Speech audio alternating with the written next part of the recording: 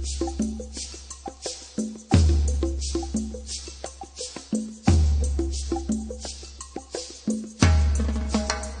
right, let's talk about another experience that Cordelia had.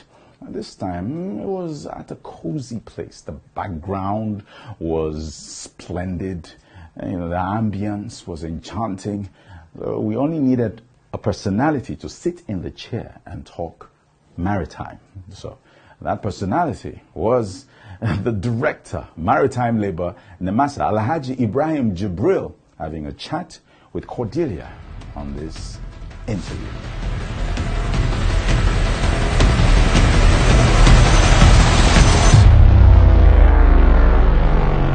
Hello, you're still watching NIMASA This Week. I'm Cordelia Obey. So far, I hope you've been enjoying the program. If you work somewhere and there are no laws governing how your employer should relate with you or how you relate with your employer, there will be anarchy. So there are usually labor laws. Today we'll be talking about labor laws in the maritime sector, and I have a director in charge of that from NIMASA. He's here with us, and I told him before that I like his smile, and that is the smile. Mr. Ibrahim Jibril, welcome to NIMASA This Week. Thank you very much, Cordelia. Welcome, sir. I've always heard about this thing, the MLC 2006. That is the Maritime Labour Convention 2006. Before we talk about anything at all, could you tell us a bit about it? Well, the Maritime Labour Convention 2006 is a convention that is an international law of the International Labour Organization. Okay. It came into being in 2006. What it sought to do was to bring together all maritime labour conventions that had ever existed and put them into one omnibus convention. And that is the convention that is called Maritime Labour Convention 2006. What is seeking to achieve is to bring together all the laws, international laws, that govern the administration of maritime labor on board ships internationally. And you could see in the provisions, there are sections that are taking care of the conditions of service of dock workers, that is the living conditions on board vessels. There are portions that are talking about their certification, what they should carry on board, and the general administration of maritime labor as far as international seafaring industry is concerned. But what it seeks to address is the serious dearth that we have of seafaring workforce globally. There was a time that about a decade ago when the International Maritime Organization launched a campaign of Go to Sea, and they did that for the simple reason that there is serious shortage of seafarers now. Most of the seafarers are aged, and a lot of them are out of the sector.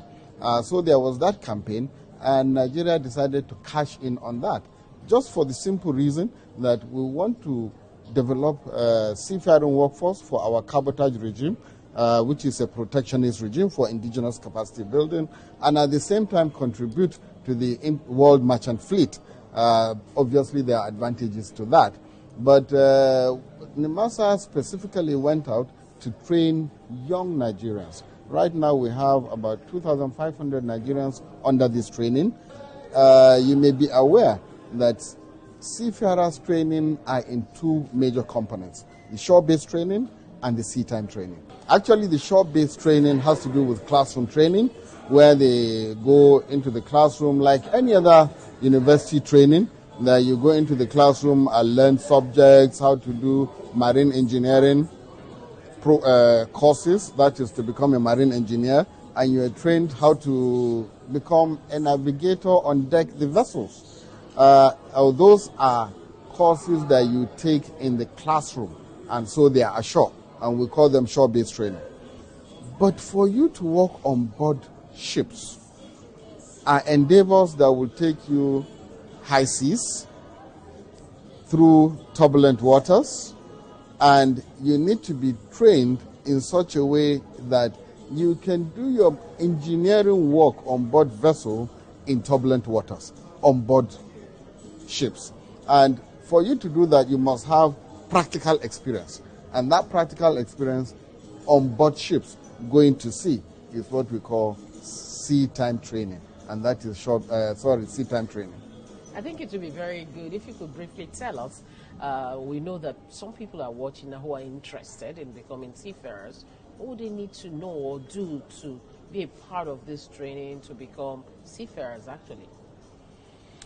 Yes. To become a seafarer, you may not necessarily have to go through the NSDP program. There are people that go it on their own. There are people that are sent by shipping companies to be trained as seafarers. But basically what you require to be an officer in seafaring is for you to have your O-level papers at credit level in subjects like physics, mathematics, geography, and the likes, and then other science subjects. If you have about 5 or 7 of them at credit level, is sufficient for you to apply to maritime academies. We have one in Nigeria, and that is the Maritime Academy of Nigeria, Oron, and there is one of this for the sub-region, that is the Maritime University that is in Ghana.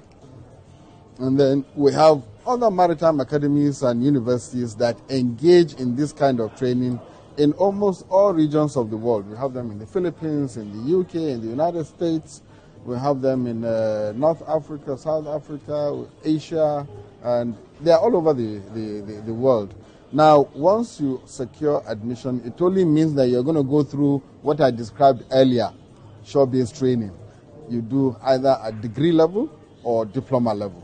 You can choose whatever route you want to take. But the aim thing now is to do it at degree level, because those of them that go for the first degree, they are considered to be more analytical in the way they do their things, because seafaring has really changed. It has gone a higher level, that you require higher degrees in order to compete in the industry. And that is why we specifically tailored our NSDP program to acquaint our cadets with the first degree so that they can compete with any other cadet in every part of the world. You heard that. So if that is your calling, if you believe that is your calling, you would like to work in that sector, you've heard all that, maybe you could just try. You never can tell where your bread will be watered or buttered. So go ahead and try. Before I let you go, sir, let's talk about dock workers. What is actually the relationship of NIMASA?